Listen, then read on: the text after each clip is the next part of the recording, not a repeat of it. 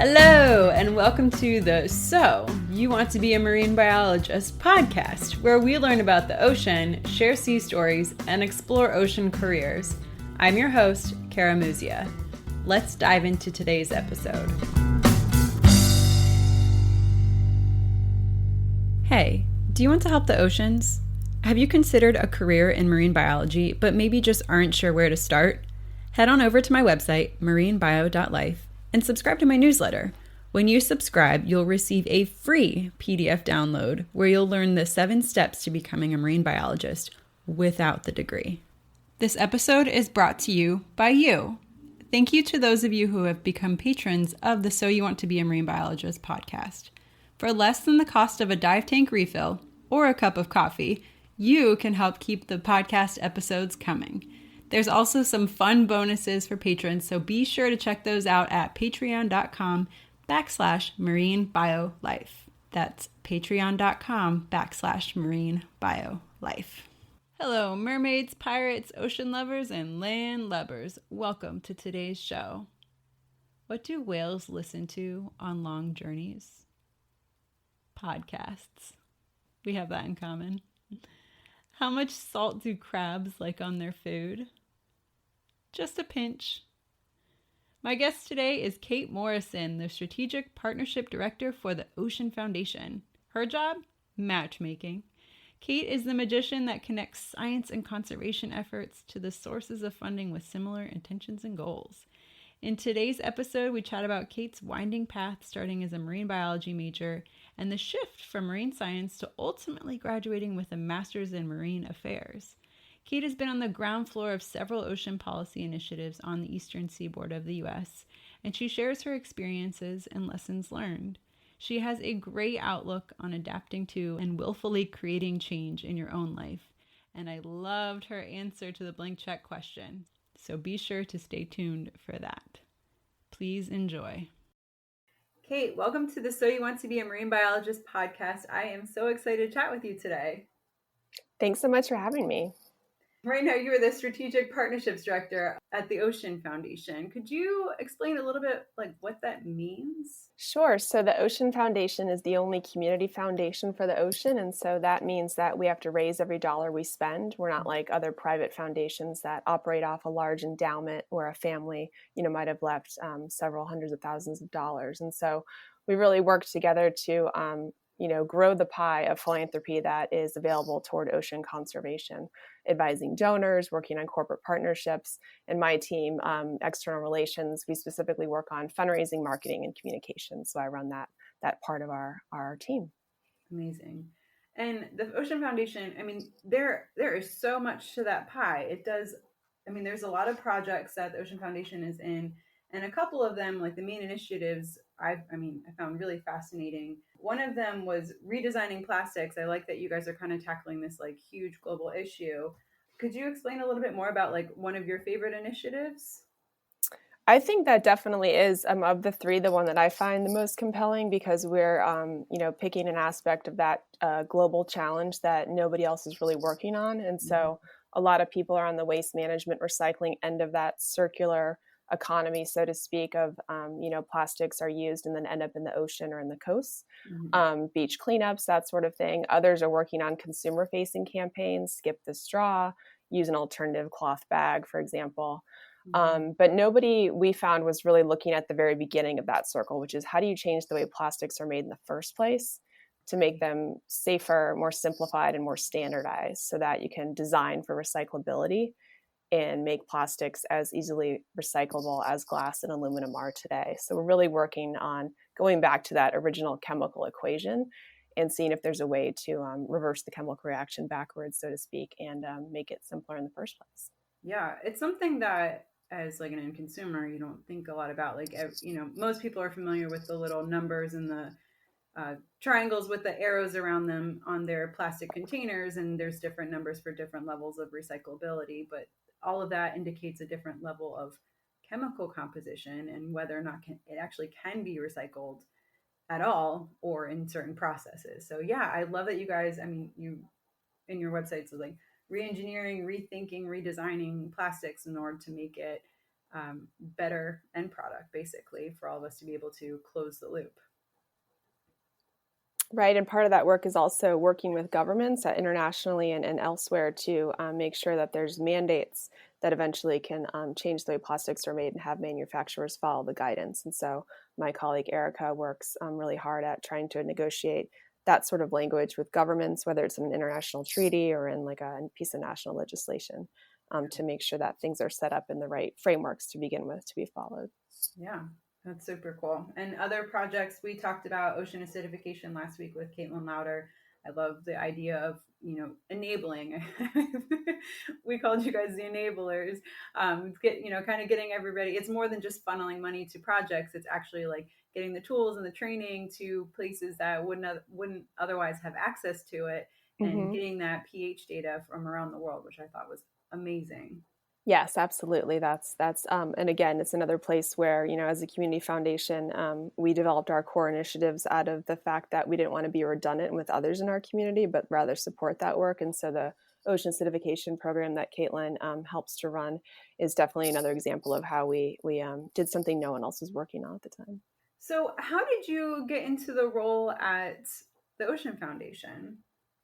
Sure. So I think, my path was a bit nonlinear. And so it might help to sort of explain sort of my path starting from college throughout to sort of explain kind of the sequence that I fell into, which a little bit of a patchwork crazy quilt. Yeah, let's do that then. So you have a undergrad actually from Eckerd College, which I love. It's down in Florida as well. What inspired you to go to Eckerd? I did actually grow up in Florida. I grew up about 45 minutes north of where Eckerd is located. So on the coastline across the street from the water. And I saw a lot of changes over time in the broader community in the coastal area. And so I spent a lot of time at Honeymoon Island State Park, which is in Dunedin, Palm Harbor area, which was protected years and years ago. So I always had sort of an aversion to development and an appreciation for sand dunes and the natural state.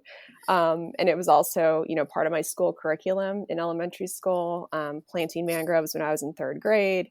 So I always knew that that was really going to be my thing. I didn't really have an aha moment later on. And then I went to Eckerd, as you noted. I started in marine biology. It's a small liberal arts school where you start in your major your first semester, which is a little different from some other setups. And so I quickly saw my aptitude was really for research and writing and communicating, not the tedious titration experiments or, what are the Latin names for the marine invertebrate paleontology and all of that. And I got to do a seminar class at the United Nations through college, and thought that the policy frameworks internationally were way more interesting than writing the lab reports. And so I also at that time I interned with a manatee population project at a time when the state was negotiating how slow the speed zone should be for boat traffic. And they used our data as part of the justification to show where those regulations should be. And so we used the data to make actual change. And that's when I was sold. I was like, this is what I want to do, something on the applied side that also plays to my strengths. So that's sort of my growing up and college experience. Amazing. Yeah, it's funny. When you grow up in nature and you see changes like that, like you mentioned Honeymoon Park, it can be very impactful. So I like that. I like that. And I also really love that you recognize in college, a lot of people go into, I want to be a marine biologist, and they just beat their head up against the wall until they graduate. And then they're like, I didn't really want to do this, but I said I was going to, so I did it. But I like that you were able to kind of pivot and still keep that environmental aspect, that marine aspect to it, but make your influence in a way that resonated with you and your strengths better. So did you know right away that you wanted to get your master's degree, or did you take some time off? I did. So part of that sort of realization about that I was not going to be a marine biologist was actually because I was told that I was not going to be a marine biologist, most likely based on sort of how I was performing and not in organic chemistry specifically, among others.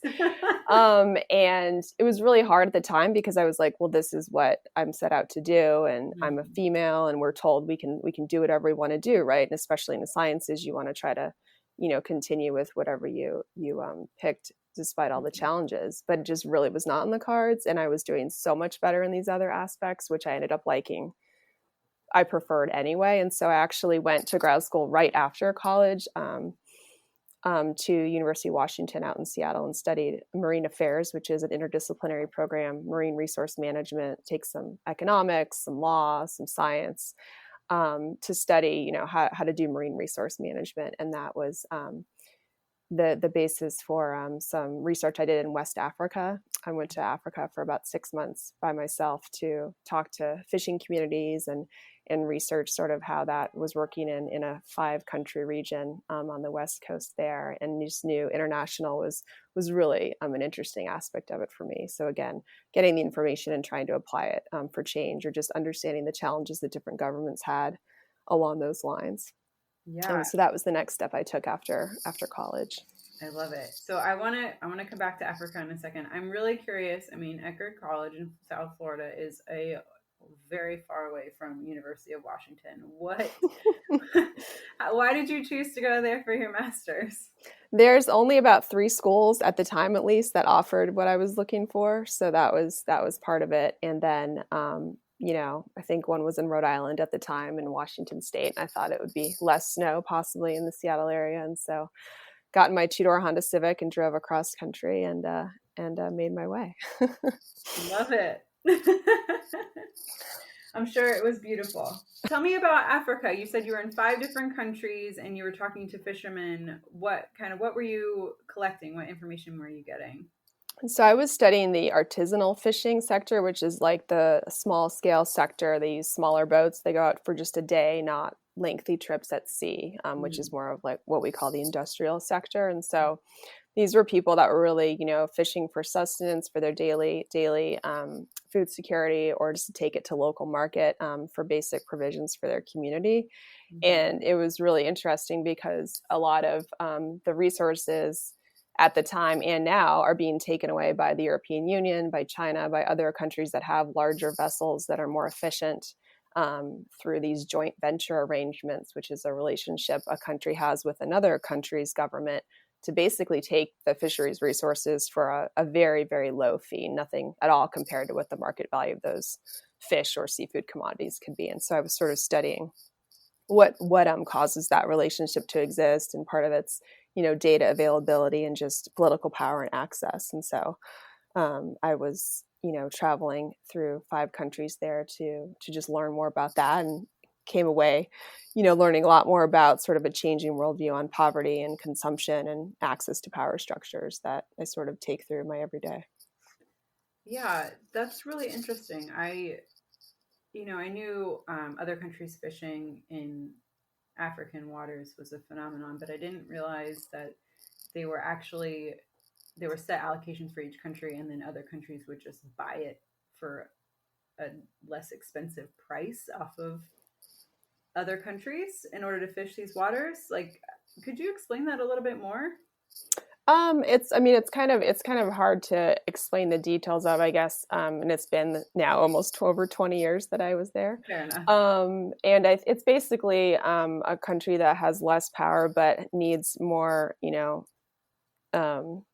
funds for the government coffers. Some of it's honestly taken, some of it's bribes. Frankly, there's a lot of corruption that is a challenge as well. Mm-hmm. If they don't have the boats to go out to fish some of these resources, they figure, well, we'll just have this other country come in and they'll cut us a check, and then they're going to take way more than we thought they were, because we don't even know how much is out there. The baseline data these countries have is so low and minimal and poor quality because they don't have the basic scientific infrastructure to do the regular assessments, that they don't even know what they're losing, actually. And so there's a lot of also mixed in what's called illegal, underreported, and unregulated fisheries happening in an overlapping sense. So in addition to the arrangements where it is a signed piece of paper, there's a lot going on that is not regulated and that is not monitored, because, again, there's not the enforcement and surveillance in place in some of these lesser developed places to make sure that they're protecting their resources, which are theirs. Yeah. That's interesting. Yeah, I knew IUU fishing was a big deal there, but I didn't realize that there was also this pseudo-sanctioned fishery happening too. Right. I mean, you can go to a market in West Africa and there's a box of fish and it says product of China. but I was standing in West Africa. So it's really interesting how all of that works. Yeah, that's strange. That's really strange. We leave Africa, we graduate from grad school, and what was your next step? Did you know that you wanted to get your PhD or not? Sounds like not. Or were you looking to get some real world experience at this point? So my program was a terminal master's program, so there wasn't a PhD option. I thought about law school, as I think a lot of people do that come out of the sciences into the policy side. And then I didn't really want to do Peace Corps or other sorts of long-term volunteering to really get the in-country experience that I would have needed to be competitive in international policy for oceans.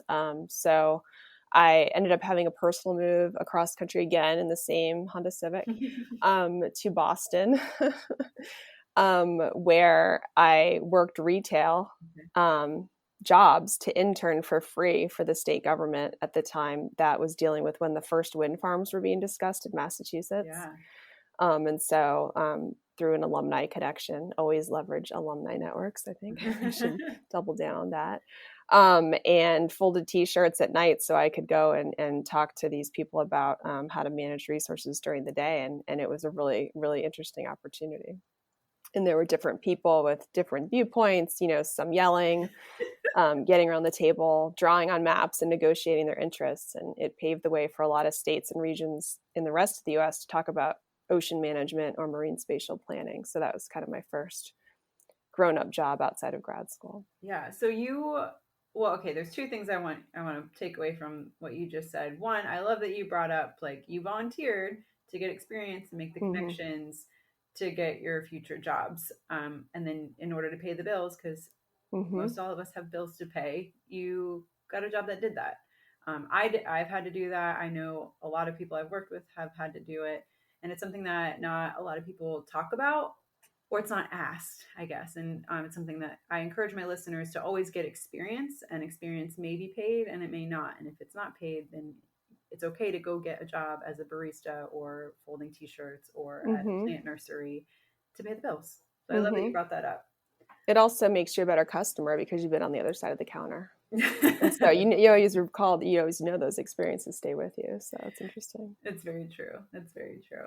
Also, so you said you were working for the state, and were you working for different stakeholders, kind of bringing them all together? So you had fishermen and government and recreational users? Yep. So the state agency is called the Coastal Zone Management Agency, and each coastal state has one in the U.S. And it was their responsibility at the time to figure out, what do we do with this Cape Wind wind farm proposal? We've never seen anything like this before. And so they created a task force that I helped staff, where all of the people that you just mentioned were gathered around the table, trying to figure out what to do. Because at the time, people did think it was going to go through and get permitted. Is this the first Massachusetts ocean plan? It was, yes. Okay. I'm going to butcher the name, Stellwagen Bank National Marine Sanctuary? Stellwagen. Stellwagen. See, told you it was going to happen. Very cool. So what was the end result of it? So we passed the first ocean management plan through a piece of legislation in this process, which was great. And the state still has one today. They keep renewing it every 5 years, I think. It led into regional discussions to stand up the Northeast Regional Ocean Council, which continues today to work at a regional scale. And there's others around the country. The Cape Wind project itself did not go through, partially because it was the first one of its time, and the state and federal authorities didn't really have a plan in place, which is very different than how the context is now along the East Coast, at least, with a lot of these projects actually finally going to water. But it took a project like that back in 2003, 2004 to really raise the questions so people could begin to develop frameworks to think about how these things could actually make sense in the ocean. Yeah.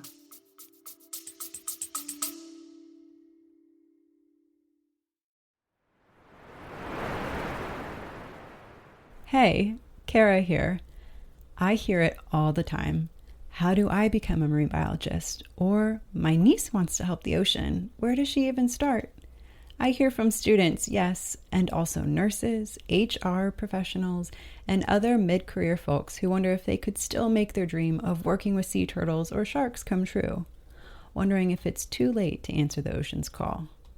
Here's what I've learned after 20 years in the field and hundreds of interviews.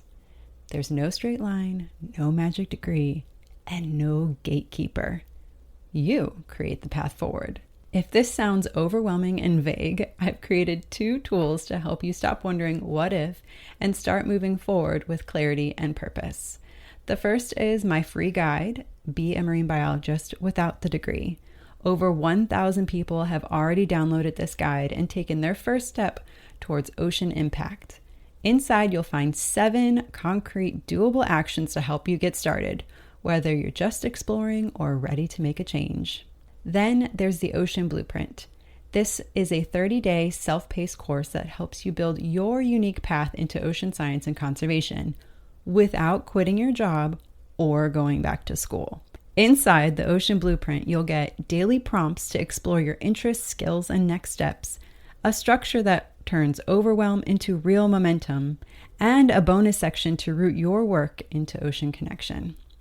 You don't have to wait for a degree, a perfect plan, or permission. Whether you're wading in or ready to take the deep dive, these tools are here to help you move from dreaming to doing. The ocean called. Are you ready to answer? Links in the show notes and on my website, karagracemuzia.com. I can't wait to see the waves you'll make.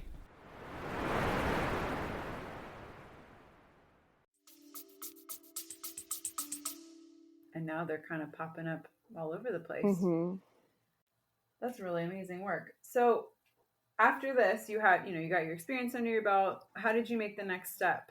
So I was thinking in reflection leading up to today's conversation that sort of the words that characterize my past or my current, career is just sort of, I get impatient and I really like to do new things and start new things. And that's kind of the reason why I've taken certain steps. And so after a few years doing the work we just discussed, I got to help start the first marine program at the Nature Conservancy in Massachusetts. So 2 streets down from where my other office was, and people that were on the other side of the table in the ocean planning process. I got to work with them and develop sort of what conservation might look like in a coastal marine sense in Massachusetts, which is really challenging. Because it's a state where the fishing industry is king. There's a sacred cod statue hanging in the state legislature in the lobby. That's how ingrained the fishing industry is. And, just the history and the maritime cultural heritage of the area is understandable. So, and through the work at the Nature Conservancy, it's a land conservation group traditionally, but at the time they were starting to have marine programs in a lot of their states, which operate sort of separate autonomous offices. Mm-hmm. And one of the great things I got to do there was to work with some pretty brave government people off record, meeting in coffee shops and outside of the office to lead to the first oyster restoration project in a state where, as I mentioned, the fishing industry is pretty powerful. So, and there's a lot of shellfish projects going on now in Massachusetts, and a lot of people came together to make those happen so that it's okay to keep some shellfish aside and not harvest them all. And make sure there's something there for future generations. I worked in Maryland, and it's a similar maritime culture in that, it goes back generations and generations of these watermen, right? And they think it's their right to be able to work on the water. And in any sort of change, just they feel like personally threatened by. So it's very interesting. It's, I always find when you get most of them, there's always outliners, but most of them one-on-one and kind of explain why, restoration is necessary and what you're really trying to do. And really what you're trying to do is preserve the culture that's there anyway. Most of them are okay with it, but I can imagine you had some serious, interesting conversations at least. Yes. You grow a thick skin, that's for sure, but you have to respect someone's passion for what they have done for hundreds of years in their family at the same time. So it's pretty interesting. Yeah, absolutely. So, but you also did, was it just oysters or did you do other shellfish? And you also did eelgrass, which is really awesome. Yes. Yeah, we tried to do eelgrass. There was it's not the greatest place for that because Cape Cod is mostly on septic systems. And so we didn't really find a lot of good locations for some of that work, but learned a lot about, how to figure out, is the site suitable, or does the site make sense to have a restoration project before you go in and make that big investment. And oysters were the main item at the time that we worked on. Okay. So eelgrass didn't work because of septic systems, and this is because septic systems leak and they're causing water quality issues that made undesirable conditions for eelgrass. Right. So we didn't pursue those projects because it would have been a likelihood of failure, probably. Fair enough. Not everybody understands the connection between septics and seagrass. Sure. Yes, thank you. So, I mean, this work seems really incredible to be on the ground floor of the nature conservancies like maritime endeavors, right? So what made you take a step towards the Sargasso Sea Commission? Sure. So at the time, I was just thinking about, okay, I've done this work in Massachusetts. We have been there for several years and thought, maybe going back to the international space was a good decision to go back to sort of, I guess, my educational roots. And so I came to Washington, D.C. To help run a new project, which was the Sargasso Sea Project at the time, that eventually evolved into a commission where governments came together voluntarily to protect a shared space of the Sargasso Sea, which is a large area surrounding Bermuda, characterized by a floating brown algae called sargassum, which can go all the way from Texas to the Azores out in Portugal. And so no one really knows where it begins and where it ends, and it changes frequently. There's no one map per se. It's a ambulatory line, people have referred to it as. And so it's great habitat for juvenile species, marlin fish, sea turtles, migratory quarters. So it's a really huge habitat value. And governments were coming together to see if there were ways to make sure that it stays that way. Very cool. Now, you said this wasn't even a full commission yet, and you drove down from Massachusetts to DC for it. How did you find out about the job? I think it was on just, a listserv. I don't remember the name of the listserv, okay. But any, networking, I think, is the theme here too, is always make sure you stay in touch with people because you never know where they're going to pivot next. Right. And so it was just kind of a cold call resume submission, and came and slept on my friend's couch for a couple of days to do the interview process, and just went from there. But took a risk. I mean, we didn't know if it was going to work. Right. So came down and just tried something new. It had credibility in the sense that the place of the Sargasso Sea was known to be a place worth protecting because Sylvia Earle had named it one of her hope spots previously. And so that was really amazing to have her support and endorsement, so to speak, on that geographic area being worthy of such a commission. And then I sort of, took a turn back to U.S. domestic work. After that commission was stood up and sort of, the near-term goal was accomplished, so to speak. It still is operating today. And Mark Spalding, who's the president of the Ocean Foundation, is one of the commissioners, and kind of a fun full circle moment. That is so cool.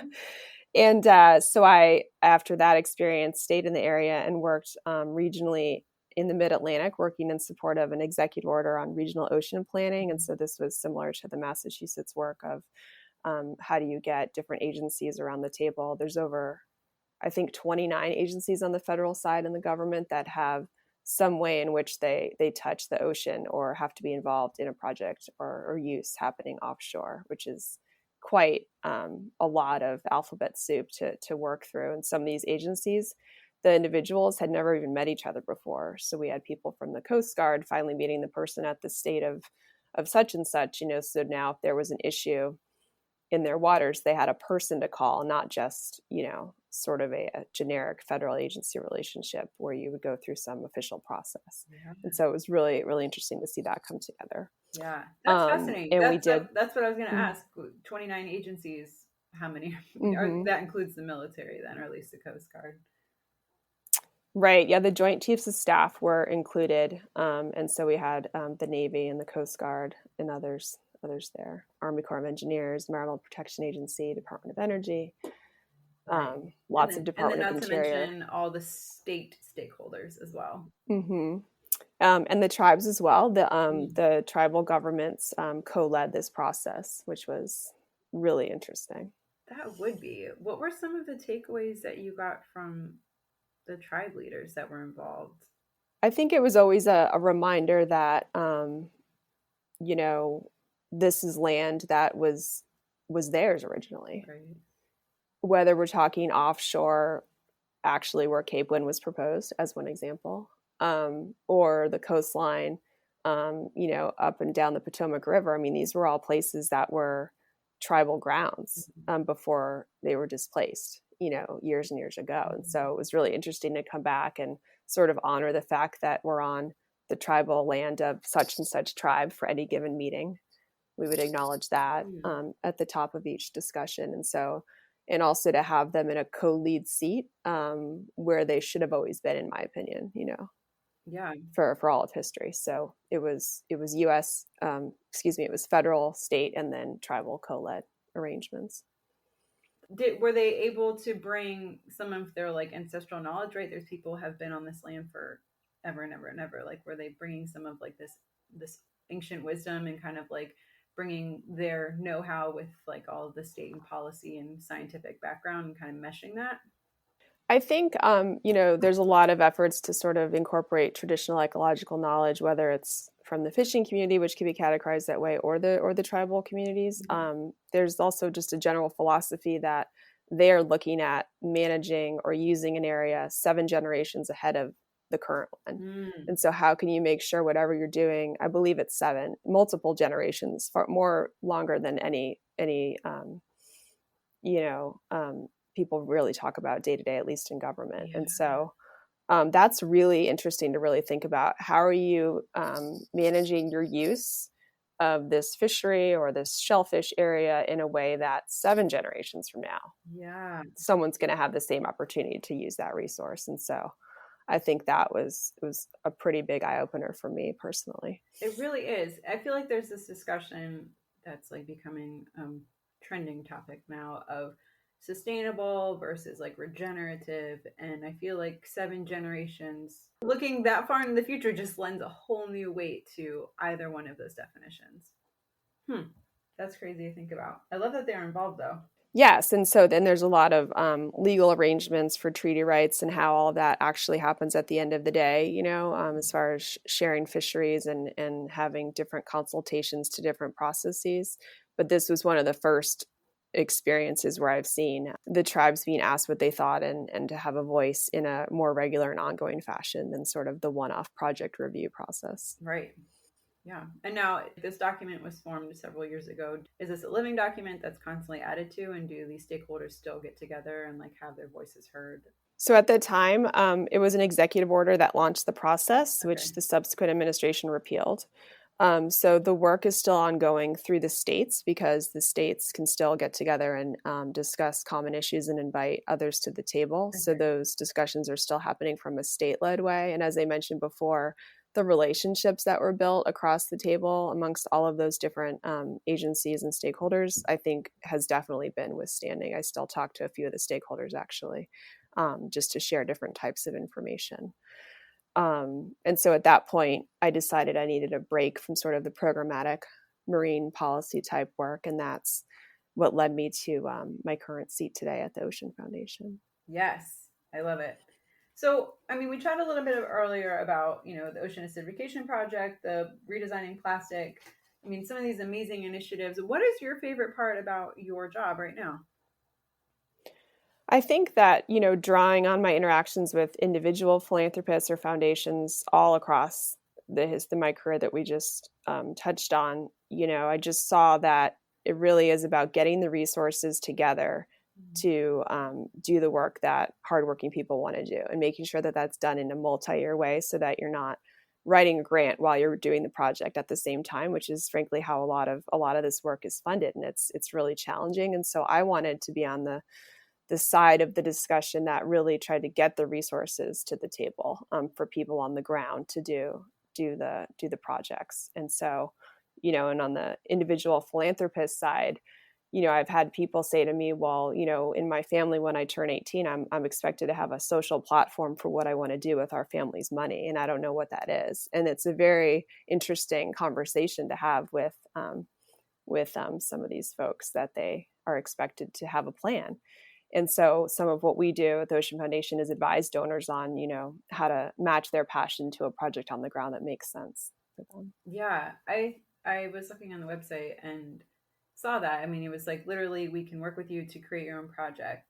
Now, do you help create some of these projects, or do you just kind of like match the Ocean Foundation with potential partners?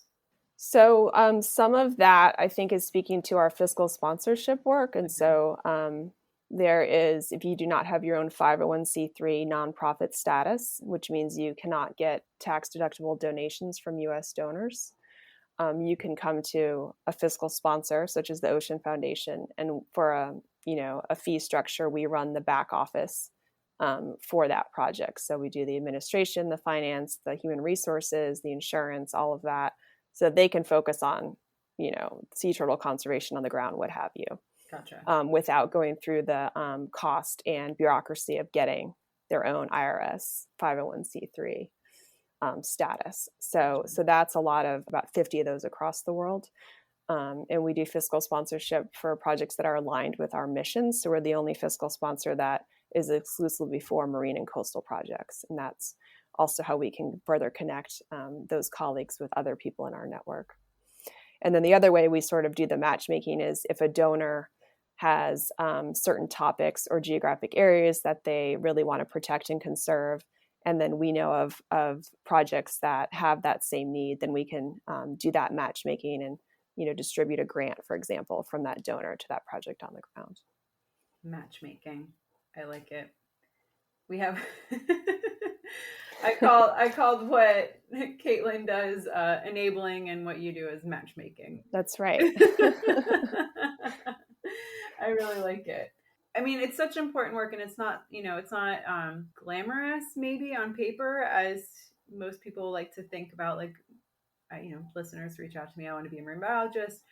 A lot of people want to study dolphins or sharks, which is awesome, and can be very glamorous. But the reality is you have to have funding from somewhere. And this is like a way that funding is funneled into marine projects. So I think it's awesome. It's really great work that you're doing.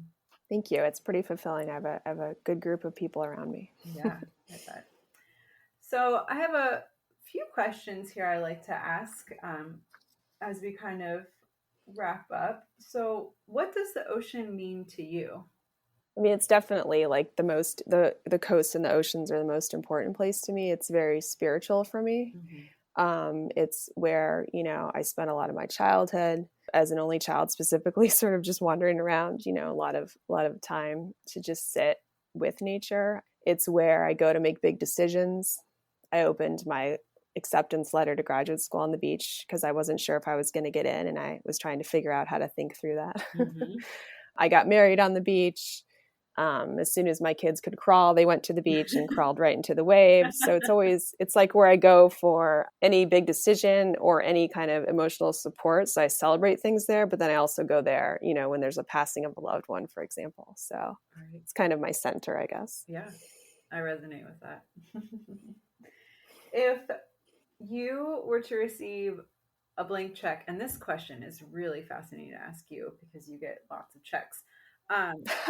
Or you see lots of checks, hopefully, right? So if someone was to give you a blank check for a project or projects up to 3, what would you use the money for? Wow. I think I would try to be audacious. So I think I would start at Key West and I would get in a retro Airstream and drive all the way from Key West to Canada, and I'd buy up all the coastal property and restore it to a natural coastline.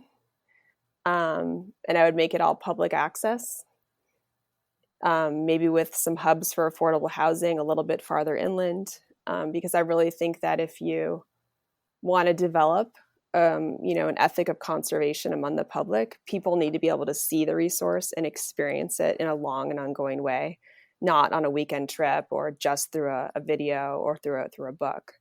And so I think that that's what I would do. And it would take a long time to negotiate all those property deals. But you said it was blank, so It's blank. It's blank. Fill it in whatever you need. I love it. I love it so much. That strikes home. We're having a lot of development happening right now, and there's some properties that have been empty for years and years and years that are now being developed. So it's I like that one a lot. What is one of your favorite field story or stories to tell? And this could be, I mean, I feel like for you, the field is different in that, like, sitting at the round table with all the stakeholders is kind of like the field, right? Like, I think I have, actually, you have those moments in your life where you're like, this is something I just want to remember, and you sort of consciously log it. Yeah. So when I was in college, I got to help with the marine mammal stranding project. And I remember being in an outdoor tank waist up in the water, a night shift, of course, because again, that's when you volunteer, you get assigned the 4 a.m. shift with like 3 other people. And we were holding this stranded whale. I think it was a pygmy sperm whale. Again, this was a while ago. And I just remember it looking right at me, because I was up toward its head and its eye was looking right at me, and its chest, I was holding my arms around this animal. Yeah. And I could feel its heart beating and my heart beating because they were next to each other at different paces. Yeah. And like the blowhole is spraying in my face, and we're just hoping this guy makes it. And I just remember just looking up, and it was outdoors. And so the stars were amazing because it was, the middle of the night. And just remembering that this is one of those experiences that I definitely want to remember. So that would be my field experience for you. That's a great field experience. Did he make it? Did you follow up? I'm not sure. I'm going to choose to believe that he did. I like that. He made it. He's out frolicking in the ocean now somewhere. At the end of each episode, I like to leave my audience with a conservation ask to go forth in the world. What would you like my audience to take from your episode? I think always be willing to take risks and try new things, even if no one's done it before, if there's not a clear direction. You can always, there's always going to be another new idea and another new experience. And so I don't believe in the 5-year plan question. I don't have one. I literally don't know what I'm doing in 5 years from now. And so I think that it just makes life more exciting and adventurous. And if you want to be open to new opportunities, having that mindset is a healthy way to go. If listeners want to find you, connect with you, learn more about you and or the Ocean Foundation, where's the best place to do so? Sure. The Ocean Foundation website, which is oceanfdn.org. And then on LinkedIn as well, if anyone's on that platform. Yeah, and I'll put a link to all that in the show notes. Okay, great. Awesome. Well, Kate, thank you so much for being on the show today. I really enjoyed our chat. Thanks so much for having me. Hey, one more thing. Do you want to dive more into the ocean and marine biology? Need a little guidance on ocean conservation? Head on over to marinebio.life/resources. We've got book recommendations, job posting pages, conference suggestions, and ocean-friendly products. All recommendations have been personally vetted by me, and I will continue to add to the collection as I come across cool things to share. Head on over to marinebio.life/resources to learn more. See you over there. Thank you for listening to today's show. I'd love to hear any insight you've gleaned. Leave a comment in the show notes or send me an email over at marinebio.life. If you enjoyed this episode, leave a review and of course, share with your friends. If you want more resources for ocean news, including conservation topics and careers, plus personal insight from me that I just don't share anywhere else, join me at marinebio.life and sign up for email updates. Keep after your dreams and making waves in your community. One person can make a difference. Thank you so much for listening, and I'll catch you next time on the So You Want to Be a Marine Biologist podcast.